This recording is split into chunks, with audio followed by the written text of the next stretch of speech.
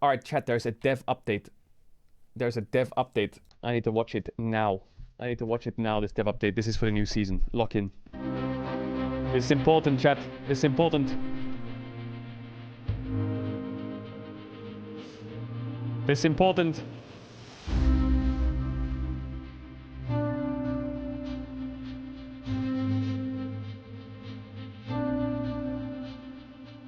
Talk to me, talk to me. Talk to me, devs.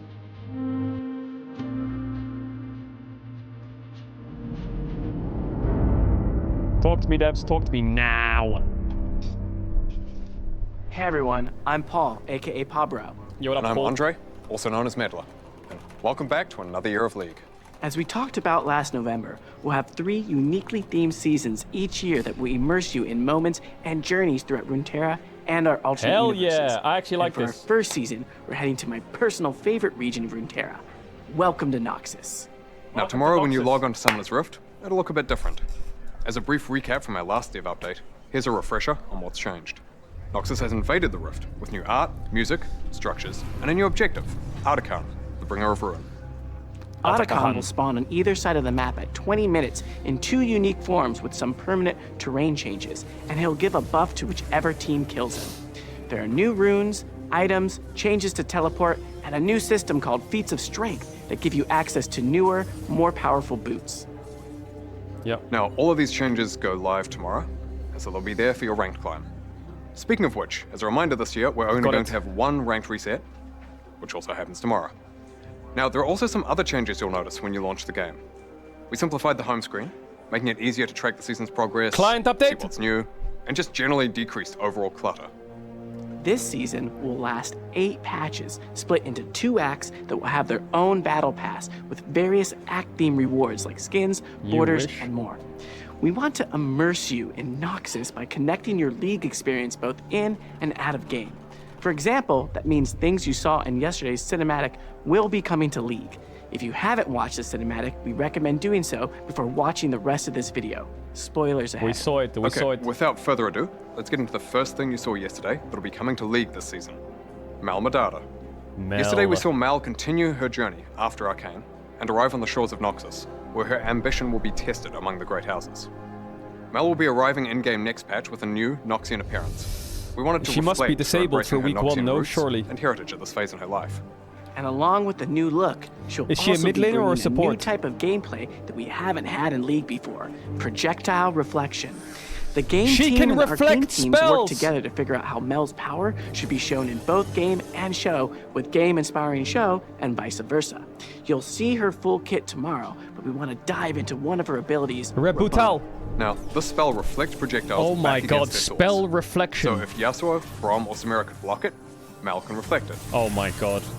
That is Targeted going to spells be a like Veigar's horror. ultimate will target their original caster. Non-targeted abilities like Lux Binding or Nami Bubble What? are also shot back in their direction. And they predict the movement? Now, reflected spells will keep the behavior you'd expect when they were Scripting. initially cast. If Annie has her passive up, a reflected Disintegrate will stun. Or Nidalee's Javelins will deal more damage the further they go. Oh my god, it etc. applies passives. We can't wait for you to see her in game. Additionally, if you want to learn more about her Sejuani, family backstory in depth, make sure you check out the novel Mbessa, Chosen of the Wolf, when it releases in February. Damn. To celebrate the launch of the season That's a cool of mechanic. Noxus, Mel will be unlockable for free as one of the seasonal missions. For now, though, we're going to hand things over to some other folks from the League team. We'll share more about what you can expect as we journey through Noxus. Mel is immune. Chat, does it reflect one projectile or does it reflect every projectile while it's up?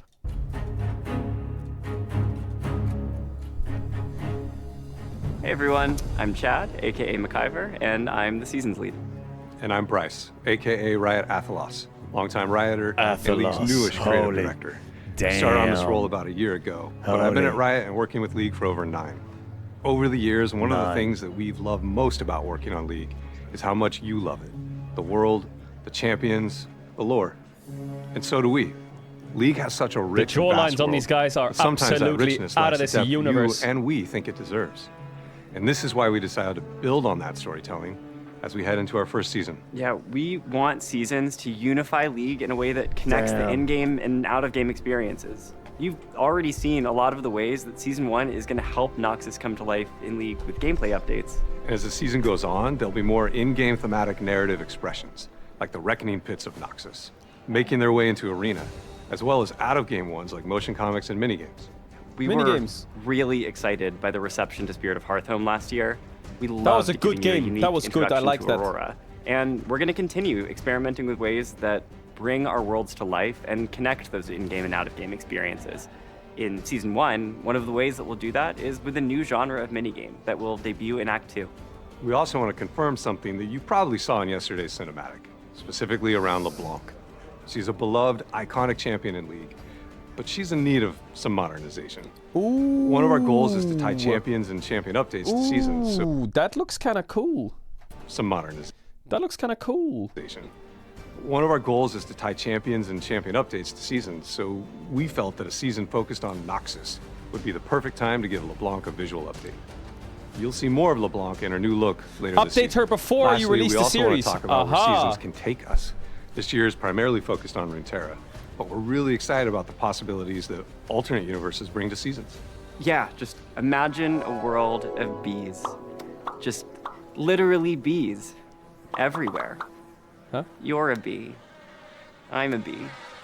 We're all bees working for Queen Bee Syndra. Syndra. You had me, you lost me, you brought it back. We'll think about that, but I think we should consider some other choices too. Okay. But anyway, our goal really is to deepen the connections to our bee. champions, and because of that, we won't always be Skin able leak. to include every champion in every season. Okay, where's With the Caedrel release got? of Mel, we'll have 170 champions. Holy fuck. We'd rather have a stronger narrative for the season and do the champions justice, rather than be shallow across every single one that could fit. We are really excited for you to experience what the team has built, and we can't wait to see what you think as we start on this journey. Yo, show me. With that said, we'll hand things over to Cosmetics, who will share more about what you can expect.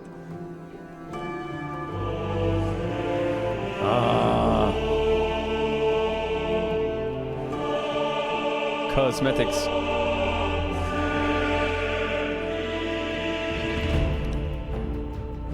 Hey everyone, I'm Steph, aka 100 Piece Nuggets, the cosmetics lead. Yo, what up, And I'm 100 Piece Tom, Nuggets? aka Riot Hylia, and art director on cosmetics. Yo, what up, Today Hylia? we have a bunch of skins related topics to cover, including this season's prestige list, Exalted skins, and how our champion first philosophy will work for seasons. So unsurprisingly, many of the skins this season are heavily focused on Noxus. The first set of those you'll see are the Mask of the Black Rose skins, which will be live tomorrow. Wait, Some hold of the up. champions getting those skins were in That's kinda yesterday's cool. cinematic, which is where the skin inspiration came from, but some of them weren't. When Just choosing don't make them champions too who expensive. weren't, we focused on champions who would attend a Black Rose Masquerade Ball and make sense in that thematic. Because really, is Ezreal not going to a party with a lot of things to steal? And of course, Renata Glass would be rubbing elbows with Noxian Elite. She's a businesswoman, she's got perfume to sell. Exactly. These are going to be our first Battle Pass reward skins. Elise will be earnable with the free pass, while Samira, Renata Glass, and Vladimir will be earnable with the paid version, with Katarina as the prestige capstone for the paid Act 1 Battle Pass. Battle Pass. Oh, okay, we also want to share this Free season's skin, upcoming though. prestige skins.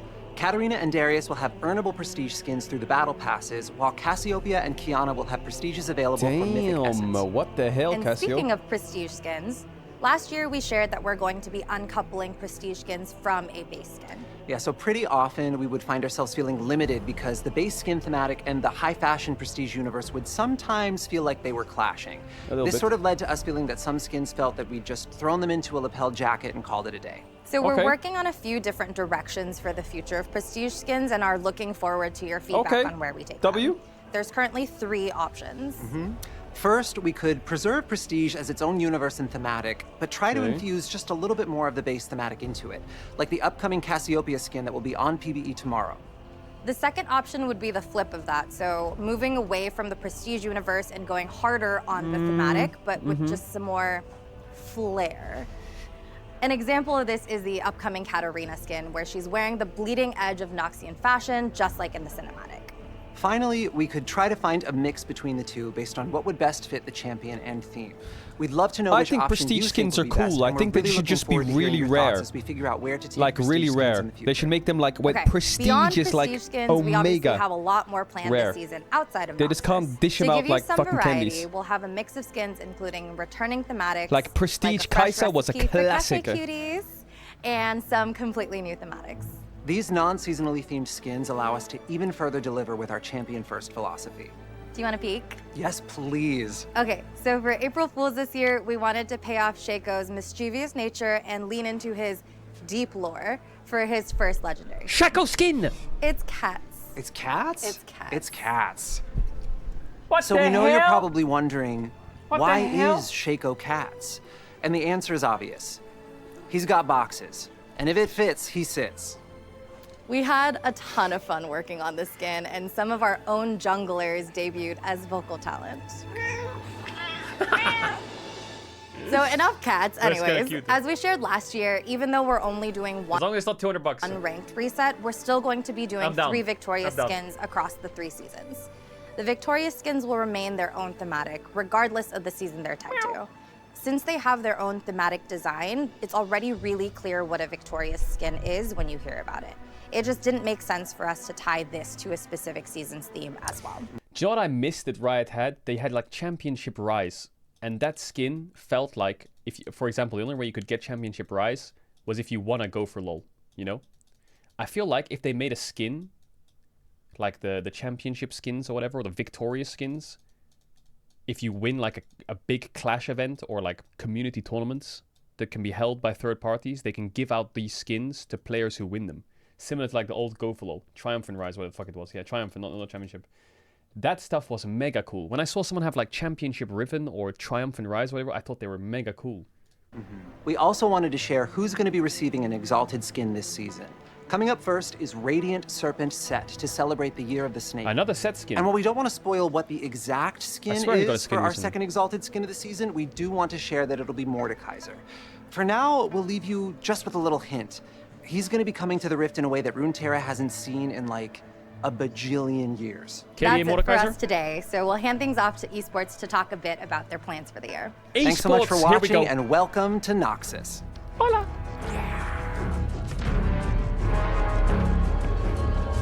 The Lost Ratones LEC announcement, is it here? Hey everyone, I'm Chris Greeley, head of Global League of Legends Esports.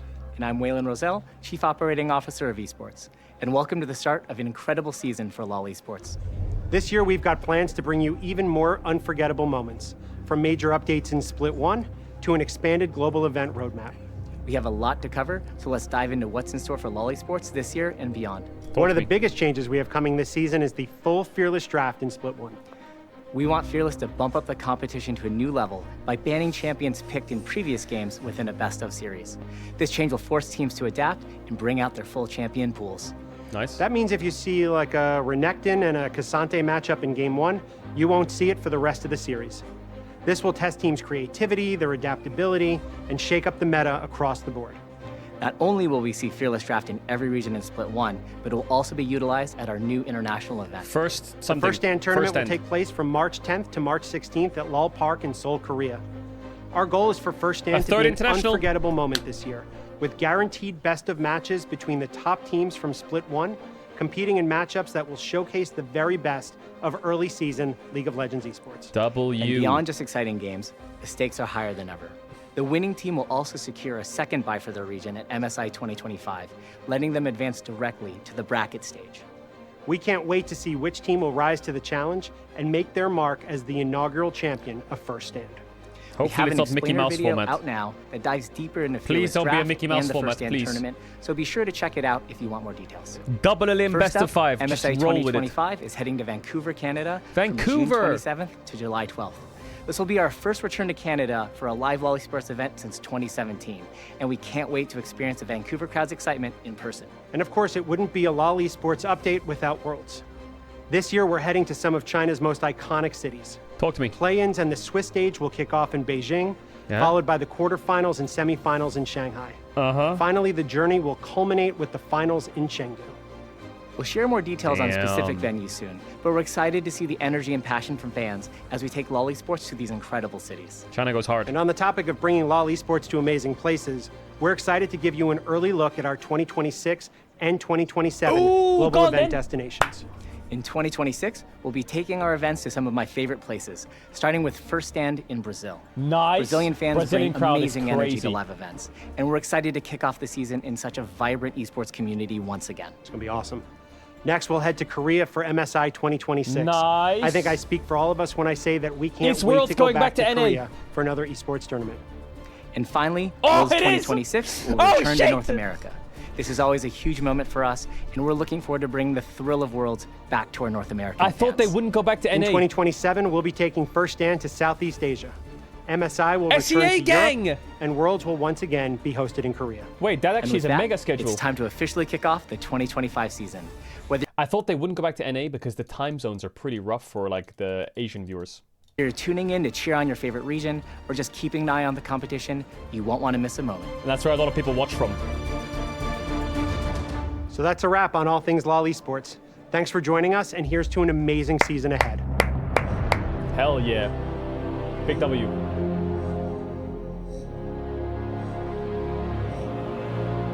Okay, what else have we got? Next, modes. As we Oh, move modes. into seasons, we want to make sure that there's always a variety of gameplay available. So, starting with the next patch, there will always be another game mode available to play in addition to Summoner's Rift and ARAM. So all random Earth will be turning on next patch, and will be Nice. available throughout Act 1 of the season. Nice. Then in Act 2, we'll have the Arena update. Speaking Nice. of which, Arena will be returning with a fresh coat of Noxian paint and a new Noxus map, themed after the Gladiator pits, with Nice. its own map-specific mechanic. Nice. Can we have like entrance Additionally, walkouts from on like all the... arena maps, we're also introducing a system called Guests of Honor, where you can vote on which famous Noxian you'd like to alter the rules of each game. Now that system mostly replaces cameos, which we felt were pretty hit or miss. Now, we'll also be adding new items and augments, as well as changes to maps like Koi Pond, based off some pretty clear feedback received during the last Arena run. We don't want to spoil everything now, so keep an eye out for details on the changes coming to Arena when it's closer to launch. So, that's the start of Season 1. We're also still doing the usual gameplay updates and balance changes as we monitor how everything is landing. We're excited for the future of Seasons and what it means for League, Koi Pond and was we'd trash. love to hear what you think. And while we hope you enjoy Noxus, don't worry. We're taking you somewhere very different for Season 2, Where? but more on that later. Thank you so much for everything, and we'll see you on the Rift. Or in the Noxian Reckoning Pits. See ya. Bye. Dev updates are the best thing Riot's done in the last 10 years. Dev updates are so fucking good. We didn't have those for a while, this like openness about what's going on. Massive W they did their dev updates. Also, I think during the 2019, 2020, 2021 period, there was a lot of complaints that Riot never listened to feedback. But they turned that shit around quick. They listen to feedback big time now, and these dev updates help a shit ton. So thank you, Riot, for listening to the community more and tailoring to it and like listening and getting feedback and making these videos. Thank you for that. This shit's cool.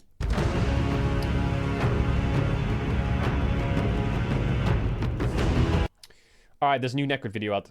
I gotta see it for the law. LoL Esports' new international is this? competition, Oh wait, there's a First format Stand spinner. Hold on. Tournament. At the end of the first split of 2025, one team from each of the 5 regions will travel to Seoul, South Korea to duke it out in LoL Park for a week of action. Okay. At FST, pros will have a chance to forge their own path to victory, whether it be through brute force, elite mental, sheer creativity, or deft mechanics as their skills are tested like never before with Fearless Draft. The tournament begins with a best-of-3 round-robin stage where each team will play once against all other teams. In this stage, each team will start 2 matches with the right of side selection and 2 without. At the end of the round-robin, the last team in the standings will be eliminated from the tournament.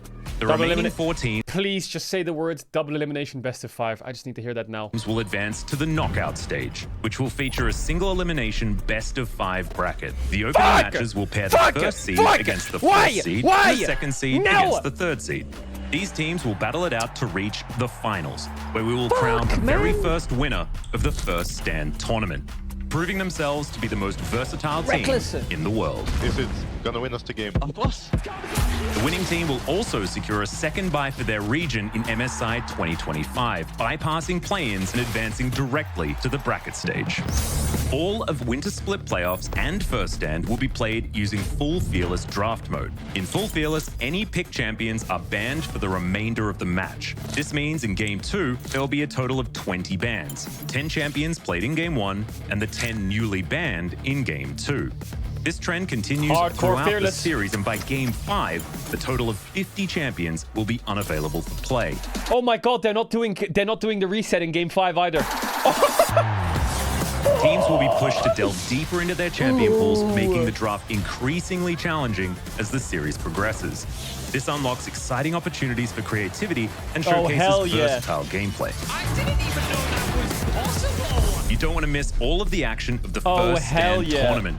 Tune in from March 10 through 16 on Esports. It's gonna be a fiesta. Oh my god. So normally with Fearless, because obviously you get 10 champs, then you get 20 champs, 30 champs. By the time you get to the 5th game, you have 50 champs out. A lot of people in format said that Game 5 was a full reset, but there doesn't look like they're doing a full reset. Oh my god. Oh my god, that's hype. 50 champions will be unavailable for play. That's crazy, actually. Holy fuck.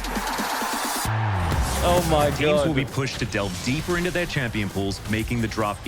Oh my god, that's gonna be great. The worst thing is, obviously, because when you get to Game 5, there's 40 champions out, right? Which means there's 8 champions per role gone, right? Because you played 4 games, and you have bans. So what you often do is, because 8 junglers are out, you can ban 3 junglers on blue side and first pick a jungler, and then there's 12 jungle bans, right? 3 bans, 8 gone, and you picked 1. You're gonna have to dig deep for your fucking jungler with 12 jungle bans. Play. Teams will be pushed to delve deeper into their champion pools, making the draft increasingly challenging as the series progresses. Damn. This unlocks exciting opportunities for creativity. It's time for some cat Shaco. And showcases versatile gameplay. I didn't even know that was possible! You don't want to miss all of the action of the First Stand tournament.